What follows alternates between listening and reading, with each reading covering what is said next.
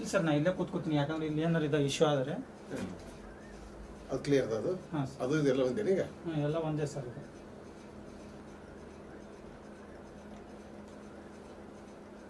Good evening, viewers of Dharwad Katte. Welcome to Dharwad Katte National Program on NEP-2020. Dear viewers, we have Professor Bhimrao Bhosle with us today. Sir, I welcome you to our program. Namaste, namaste. Professor Bhimrao Bhosle is a leading linguist in the country. He retired as Professor of Linguistics from University of Hyderabad, and he is currently working as Professor of Linguistics at the Department of Linguistics, Central University of Karnataka, Kalburgi. Professor Bhosle is a leading linguist. He has many books and papers to his credit, and he is a well-known linguist not only in India but across the globe. And with his dedication to language studies, linguistics, Professor Bhimrao Bhosle has carved a niche for himself in the field of linguistics. And today, Professor Bhosle ji will be talking about NEP 2020 with regard to language formula and language policy. Dear viewers, we all know that the government of India implemented NEP 2020 in all educational institutions, especially higher educational institutions across the nation, and the academicians, the researchers, and all stakeholders have been discussing about NEP 2020. And NEP 2020 also talks about language, and it also talks about three language formula, and it talks about giving education in mother tongue or regional language at the primary level up to 8th standard, then in English and Hindi at the graduate level. And Professor Bhimrao Bhosle, who is an expert, will be giving his sharing his experiences and also his views and opinions about language and language policy. Sir, once again I extend a warm welcome to you for our program. Thank you, sir. Sir, my first question to you: how does NEP 2020 seek to balance multilingualism with national integration? NEP 2020, if I have understood it properly, sir, advocates multilingualism.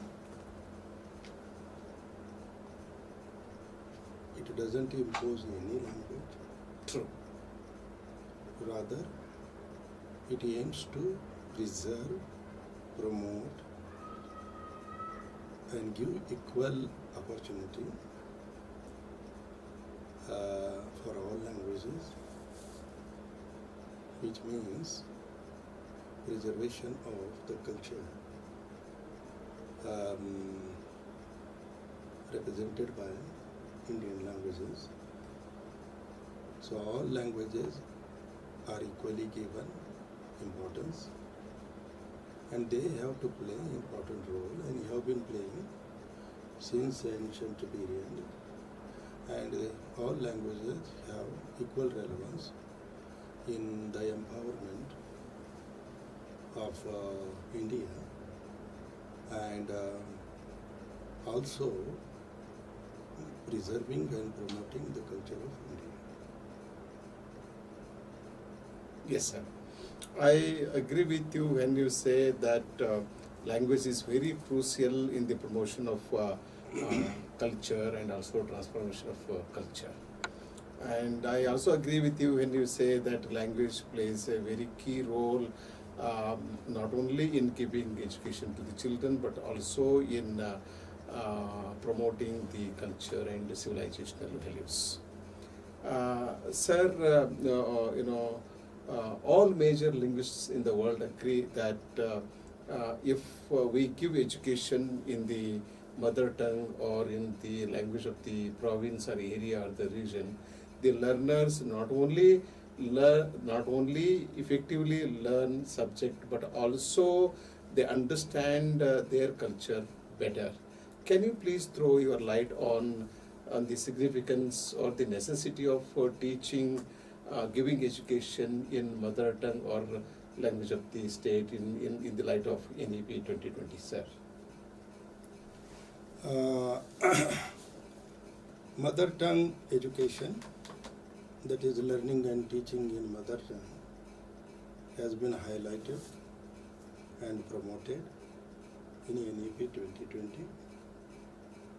This is really a noble goal and very, very ambitious one when we have several languages within a state.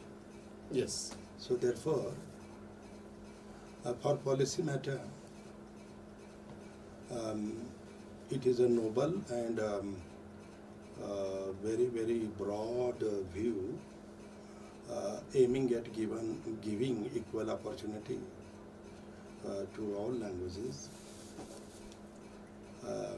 This needs to be appreciated, but at the same time, this will be realized only if the implementers, especially the people from educational institutions or administration,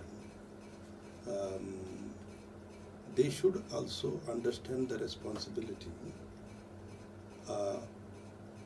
of supporting this policy and the vision of the government of India on one hand, and equally supported by the people through their participation wholeheartedly. If these two components, okay, do not understand the spirit of the NEP 2020, that the focus is on educational empowerment of the people, which is possible if at least primary education up to 5th or 8th standard is given in their mother tongue or languages they have acquired. The things will be little difficult for realizing NEP 2020 goals. This is what I feel, sir. Sir. Now, some academicians, some professors and linguists have expressed their apprehension that NEP 2020 is trying to impose a certain language over the people of the country. But I have studied, and we both have studied the NEP document very clearly. I don't think that NEP 2020 document tries to impose any language on the speakers or the learners in any part of the country. What do you say, sir? If you look at the original draft of NEP 2020, no language is imposed. Yes. It is categorically stated that NEP 2020 does not impose any language. True. Options are given. You see, and giving options for languages means giving priority to the freedom of the people. Correct. So, there may be certain other reasons or certain predeterminations or prejudice. True. Okay? True. Because we are a democratic state, we have different political parties. People are oriented through their political ideas, and they take very easily the positions or stances what the leaders of their political party or affiliated political party have been talking. True. And they don't think from national, cultural perspective, and especially unity and integrity and ultimate prosperity of this country. You see, only politics is not everything. True. Politics is very important activity. No one can be free from politics. But politics must be seasoned, reasoned, with a high inquiry. Okay? And if we have to take any position on some issue, okay, then we should bring the evidences of being true. Then only that should happen. But unfortunately, sir, in our country that doesn't happen. But definitely with more educational empowerment and development, we will be moving towards that openness. True. And throughout NEP 2020, you see, there is a uniformity, openness, okay, then choices, student-centered, right? And the credits are given according to that. All these things are there. But there are certain difficulties which are basically either of infrastructure, human resource development, capacity building, or capital, money, funding. All these things may be a serious problem for ultimately to be successful in implementing the NEP 2020. This is what I feel, sir. Sir, if we give education in the mother tongue, the learning becomes very effective. And the objective of NEP 2020 is to enable the learners and the students to think creatively,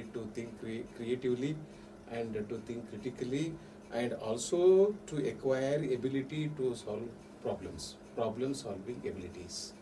Okay, if we want to inculcate these very essential qualities in learners, in our children, I think we must give education in the mother tongue. Sir, NEP 2020 advocates flexibility in the choice of language. Don't you think that this approach strengthens the three language formula, or does it strengthen or weaken the three language formula? The flexibility in the choice of languages given to the students and children. You see, this question is heavily loaded. There are several questions within. Okay, three language formula is one. Okay, in this question, another is mother tongue education, right? And The flexibility of choices. Flexibility of choices. You see, so several trajectories are involved in this question. So let me answer this from national perspective. Yes, yes. First and foremost, sir, if you look at the history of India, Bharat, present Bharat, British Bharat, medieval Bharat, and ancient Bharat is a subcontinent.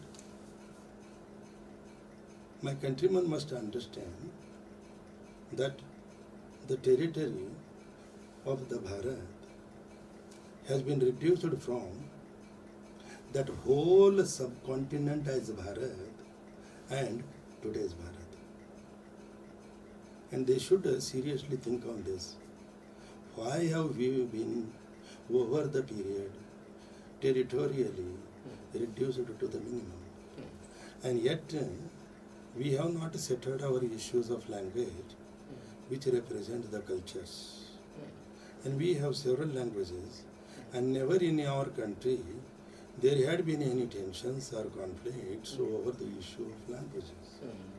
However, there have been issues and tensions and conflicts over the issues of our civilization and culture.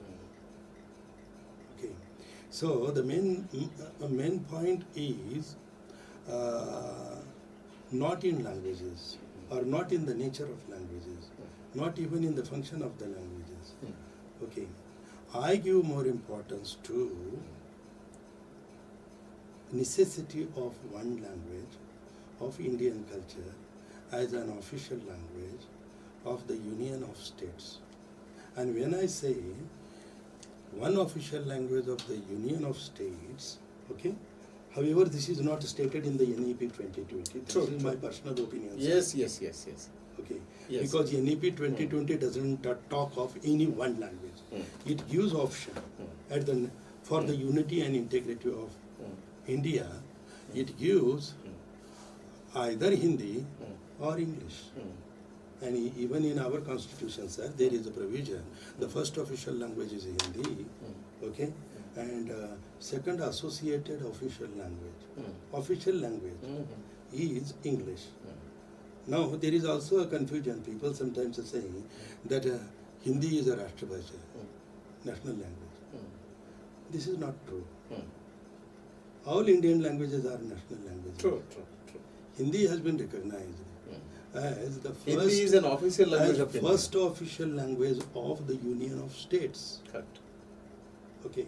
Correct. And it is not clear, sir, in the constitution itself, whether it is official language of the only union, that is central government, or also the official language of the Union of the States. Correct. And here I have serious concerns, sir. Why not official language of the states also? Many people do not like, many states do not like what I am Correct. saying here. Correct. But looking at the world history, sir, we have modern nation states carved on the basis of languages. Okay. So one language, one state is the principle there. True. In India, one language, one state is not the principle. One language, several states. Correct. You see, it means one state And several one- languages in one state. Yes, one state, one language. This principle you will find. For example, there are several states speaking Hindi. 2 states, okay, Andhra Pradesh and Telangana, speaking Telugu, right? So in India, therefore, we can say that the common perception that one language, one state formula is there, and states have been carved on the basis of the languages. This is partly appears to be true, not the whole truth. You see Madhya Pradesh, Jharkhand, Chhattisgarh, Hindi is generally spoken there. Yes, dialects of Hindi could be there, but generally that is considered as a Hindi. Yes, within the Hindi several languages are there. But I would like to ask the people who are seriously concerned about unity and integrity of this country, they should think, looking at the global history, okay, language is a serious matter. Even in Ukraine, sir, language is a major issue. In Israel, language is a major issue. In Ireland, language is a major issue. Our Kashmir issue is also mainly related with language. Language, culture, language, people, okay? Language, state, language, individual development and empowerment. This is a complex whole, sir. So therefore, looking at the complexity, necessity and functionality, general growth of the individual, of the society and of the state, okay, we should give a lot of importance to languages. And I feel that NEP-2020 therefore gives equal status and opportunities to all languages.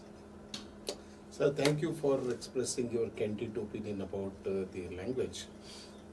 And Indians, by and large, Indians were multilingual. Multilingualism was not our problem at all. We lived with it for many centuries. And it's only after the British arrived and they started imposing the English language on the Indians and convincing the Indians that the languages they spoke, their own languages were very inferior to the English language. Then this problem probably cropped up. Sir, you said one of the Indian languages should become an official language of India and everybody has to accept it. I fully endorse your opinion because we have to become, we have gained political maturity, but I don't think that we have gained linguistic maturity or cultural maturity. We should do that. Because why should we fight in the name of the language? As you said, all languages are Indian national languages. So I look for a day when all Indians would accept one of the Indian languages as the official language of India. Now, my next question to you, this you rightly said that there are states which speak the same language, and there are states many languages are spoken. Okay, and if we give education in the language of the state, it does not solve all the problems. You have rightly said that there are, for instance, in Karnataka, people not only speak Kannada, they speak several languages, like Tulu. They are also demanding Tulu to be recognized as second language. And in Maharashtra and Goa, Kannada people are demanding that Kannada should be recognized as second language. Okay, so it's not wrong if Marathi becomes second language in Karnataka and Kannada becomes second language in Maharashtra. But we are fighting in the name of language. Okay, all the Indian states, or majority of Indian states are fighting in the name of language. Look at Tamil and Kannada, Telugu and Kannada, Kannada and Marathi, Kannada and Konkani. Okay, so how do we, these issues have not been reflected in NEP document, but NEP document will provoke us to think about these all multi-dimensional Indian linguistic situation. I request you to comment on this phenomenon. Sir, what I have understood, essentially the nature of language and function of language. Most major linguists, and especially anthropologists and sociolinguists, are of the opinion that language as a singular notion is non-existent. Okay, it is not real. It is wrong perception in the minds of the people. Language is inherently plural. I repeat this. Language is inherently plural. So therefore, if I ask you, is Marathi a single language? No. Which language is single language in the world? Marathi, several Marathis, 8 dialects are there. And one dialect differs from another dialect, yet communication can happen. So, talking of one language, feeling pride of one language, this is not proper sociolinguistically and anthropologically. Rather, languages are resources, natural resources, social resources. You see, this is my perception. Languages are not various. If I know one more language, okay, I become more resourceful. I become more functionally dynamic. I can understand the word and interact with others, which is the primary function of language, better. It is not only artifact, it is also an instrument. So, we do the things with the language. Having several languages in our kit means we have multiple tools in our pocket. We can use them for fulfilling our necessities or do the things better. So we will have more space. We will be moving different places. And without languages, we cannot interact with the people. If you don't interact with the people, it means we are less communicative, less social, and less empowered. Interpersonal relation and communication through language is the only source of power. Social power, cultural power, political power, or educational power. And that is why India is multilingual, has been giving importance to all languages. I don't think there can be opposition to any language. Only extreme political considerations may take somebody to oppose a particular language, but the reason is not language, culture, empowerment. Okay, the reason could be political vested interest. And it is a matter of their opinion, okay, because ultimately the people of our country will have to consider this, going beyond political interests, because nation first. True, yes. Okay. Yes, yes. Everything we should start thinking from this point of view. Nation first, then the state. Okay. Then we. Yes or no? So it is the nation first consideration that will help us. Yes. I think so. Yes, yes, yes. And you see the present constitution, the basic structure of the constitution highlights, even in a preamble, sir, liberty, equality, fraternity and justice. Yes, yes. Okay. From social point of view, considering language, you see, the linguist by whom I am very much influenced, M.A.K. Halliday, you see, his consideration of language and definition of language is very particular. Okay. What does he mean by a language? He means social semiotic phenomenon. Phenomenon means activity, action, interaction, evolution, moving forward, development. So, social and semiotic, part-whole relationship, cause-effect relationship, unity, integrity, and through this interaction, there is a evolution and the continuity. You see? So, we the people of India are a nation. So, if we the people of India are a nation, and if we follow at the social semiotic phenomenon as language for making our meanings, okay, higher values, highly elevated civilization, okay, I think looking from national top-down perspective, giving more importance to the culture and the cultural values, nothing could stop Indian people to solve reasonably well any problem, not only language problem, but any problem. Sir, language should not be viewed merely as a means of communication. It is now directly linked to politics and power politics. That's the reason why language has often been politicized in India and in several parts of the globe. And the people have to decide. As you said, the people have to decide on the language of their state and also on the language of the country as a nation.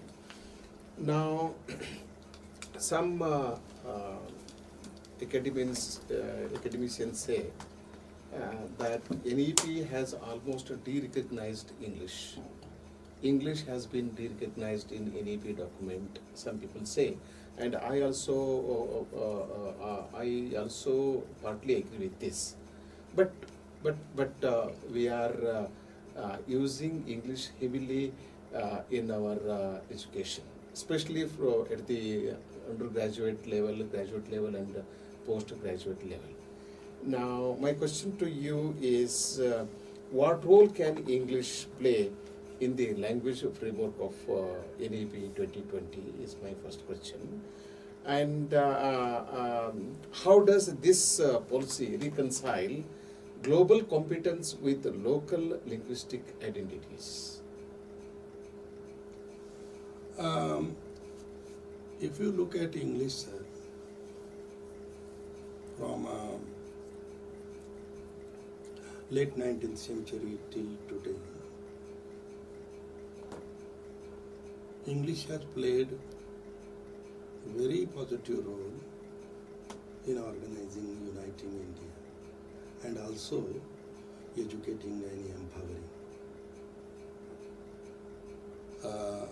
Forget about the British policy, political policy, imperial. But as a language, even after independence and since the inception of the Constitution of India, English has been playing very positive role, especially as a language of the law, administration, as a second associate language, in administration. There is no any other option available, I don't see. Okay. Even though we have given importance to first language Hindi, but you see most people speak not Hindi but English. And then there are several non-Hindi states, I don't know why, instead of using Hindi, they prefer using English. So English is playing the role assigned to it. Rather, I would say it is playing more powerful role than the Hindi, which Hindi was supposed to play. Okay, but in competition, Hindi has failed to replace the need of English. So I don't think Hindi could be for that role of administration or legal language could be replaced by in near future by any other language Indian civilization and culture. That is one thing. Secondly, as a associate language for education, higher education today in India is given in English. Can anyone suggest any Indian language to replace the role of English in that English is playing in higher education as an alternative? Yeah. I don't think there would be any consensus for one Indian language. So for both important roles, for national unity, integrity as official language, and also for education at a higher level, okay, empowerment of the people, not only locally, but nationally and also internationally. I don't find alternative to replace English. I think English is more closely related with modernity, science and technology, more liberal. You see, the original lexicon of English is only 1/3 of a present voluminous dictionary. It has borrowed from all languages of the world. Had one language we promoted, okay, from India, okay, let borrow words from all Indian languages first. Okay, so the dictionary is manifold way increased in lakhs of words. There shouldn't be problem. But even today you see more than 50% words are common in all Indian languages. Structures are common. Grammar is also common. But we don't have done that. Okay. I think steps must be taken.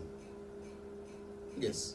So in near future, I don't think English would be relegated to the lower place, and some Indian language will take place its role. I think the government will have to then, and the people of this country, deliberately plan for a lexicon, okay, the technology, okay, liberalization of a language, promoting one single language, covering the words from all languages. Why can't we have one Indian language, okay, to be promoted with words from all languages, sharing some grammatical features also, what English has done. You will find several words in English from Indian languages, Marathi, Kannada, Telugu, etc., etc., and high frequency words. I think in the near future, Government of India and the government of the states will think in this way, and maybe possibly if a plan is there, okay, that English may be used less and less, and some Indian language may be promoted. But for doing this, the first principle must be unity, integrity, and with justice to all. Yes, sir. You have made very brilliant observations about the role of English in Indian higher education, not necessarily higher education, Indian education in general. And it's true that we are not in a position Sir, to... just 1 minute. Our NEP 2020 talks of mother tongue education up to 5th or 8th only. What about medium of instruction after 5th or 8th? In which language we are giving higher education? Is it possible to construct a language? Can languages be constructed effectively? Not possible at this stage. Languages are social. Okay. People are the authority. Okay. The words gain meaning, okay, that is called signification from the people. People are the authority. Politicians, should not enter into social domain of freedoms, because that freedom is the ultimate source of creativity, creation of new ideas, new words, new languages. Okay, that is a domain of creativity, and I don't think our constitution would permit any state to take that kind of step extreme. Yes, sir. I agree with you that the Indian government and Indians have to take steps to accept or develop a language, one of Indian languages, as the official language of India. But sir, we have more than 50 developed languages in India, and we have more than 1950 languages spoken by the people of India. It is very unfortunate that we have not developed any one of the Indian languages as a national language or an official language or medium of instruction. So the medium of instruction in higher education in India is still English. But if we allow English to win, if we allow English to prevail in India for a long time, this is the win of the English language and it is the defeat of the Indian languages. That's how I look at it. I would like to draw your attention to what Caliban says in Shakespeare's play The Tempest. You have taught me language and my profit on it, I know how to curse you. And we Indians have not used English to curse India or to curse the British, and we have used English only to curse India. Okay, our English scholarship, the English scholarship in India is very critical of India's civilization, culture, tradition, and so on. So, as long as we accept English, use English in our day-to-day conversation, in our schools and colleges, it's very difficult to, achieve our cultural independence and linguistic independence. I am not opposed to English because I am basically a professor of English, but this language is killing Indian languages because our children don't use their mother tongues. Even common people are also not using their mother tongues. They are speaking in English. They speak in their mother tongue, but they use only English words. They don't use the words of their languages. So this is a very strange situation that is prevailing in India. And how can this problem be resolved? As a linguist, what solution can you offer to effectively deal with this crisis and promote Indian languages? I talked to you about Halliday's definition of language, social semiotic phenomena.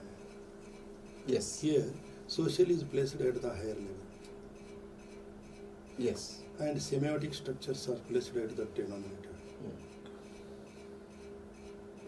And the phenomenon is placed at the center with functionality.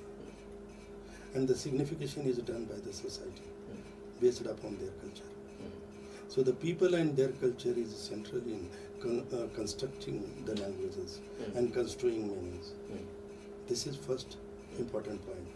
And even if we look at the other definition, major definition Panini and the Panini the structure, you see, the rule-based model, generative, transformational, cognitive, universal, algorithmic, okay, conceptions of language.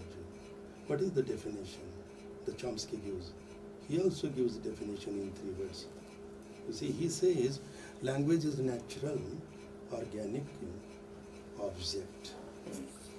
But you see, if we combine these 2 languages, natural sciences and social sciences combined, okay, we will be getting another formula most suitable to the interdisciplinary studies, which is the spirit of the NEP-2020 in academia. What do we mean by interdisciplinary studies? Interdisciplinary studies mean methodological triangulation of natural sciences and social sciences. That is the spirit of NEP 2020. So what I would propose, the Indian academicians, please combine natural sciences and social sciences through Panini's model, okay, well simplified and illustrated by Chomsky, with what Halliday has proposed, language as social semiotic. You see, these are 2 major approaches. If we think this is the conception and this is the purpose, okay, of language, then at higher level, what is it? Language is not at the higher level. It is the culture which is at the higher level. System is at the higher level. Now, if system is at the higher level, after independence, we have solemnly resolved to accept this constitution for our unity, integrity, prosperity, and establishing justice, social, economic, and political, by assuring dignity to the individual and promoting fraternity. And I think fraternity, you see, as many philosophers of democracy suggest, fraternity is the other name of nationality. So that is our system, that is our culture, that is our civilization. What languages do? Languages are instruments, vehicles. We use our systems for making our meanings. If the people of India are awakened to their civilization, their culture, okay, which is of unity, integrity, prosperity, continuum, through doing justice, social, economic, and political, this trinity of liberty, equality, and fraternity, okay, and justice is similar to, for me, I don't know how academicians and other people will take it. It is like a trishul in Indian culture. You see that the trishul is a frame, and a frame means thought process. What is the thought process? What that triangle, that trishul is suggesting? In sciences, social sciences, what is the frame? Okay. The intersection of axial intersection. Okay. Axial intersection is the frame. That is the thought process. And that thought process means, if you look at Saussure's, you see dichotomies, binarities. What does he give us? Linguistic sign. Signified he places above and signifier below. And that line, okay, is of equivalence, of signification, which is construed by the people, by the society. People are sovereign, people are their own masters, okay. Very little role for politicians. As far as our constitution, that is the document of our culture. That is a social document. Austin, the expert of constitutions, American philosopher who was here during the period of Constituent Assembly, he has said that Indian constitution is not a political document. He said this is a unique constitution in the world. No other constitution of the world is a social document. Only Indian document is a social document. Why? Because this is the culture of India. This is the civilization of India. And now even if we are using English, what harm is there? It is a means of communication about what is the culture, what is the frame, what is the thought process. Thought process is the Constitution of India. So we are using any language for that matter, not only English. You use any language. What is your frame? What is your culture? What are the systems? What do you want to construe? What do you want to share and interact with? What do you want to offer? What do you want to take from? Only from the system. You can't do anything you see out of the framework of the Constitution, which is our cultural document. I would say it is the dharma of India. I am saying this. The only dharma of India is, in a revised form, the Constitution of India. But we need to understand this because people do not know. It's true, and you are right. The Constitution is our dharma, the Constitution is our Bhagavad Gita, and we must respect it, and we must also, we should not try to compromise with our constitutional provisions and constitutional values and constitutional principles. Sir, my last question to you. Don't you see any difference between a person in an Indian context, a person speaking, articulating in his mother tongue, and a person articulating in English? Are they same words or they are different words? They are different. Yes, yes. Even in any Indian language, you see, the languages we have acquired, the languages are being used in our environment. They are never one. In my family, to my daughter, you see, we have a baby, 3.5 years. She is speaking 3 languages: English, Marathi, and Hindi. How come? 3.5 years, sir. And 3 more years are there for her to enter into the first standard. So by the first standard, by the time she enters the first standard, she will be very easily using 3 languages. What problem is there? The problem is not there on the basis of the languages. No problem is going to happen in this country on the basis of language. Language inherently are multilingual. Bharat is multilingual. And there is a strong cultural homogeneity and unity in a culture.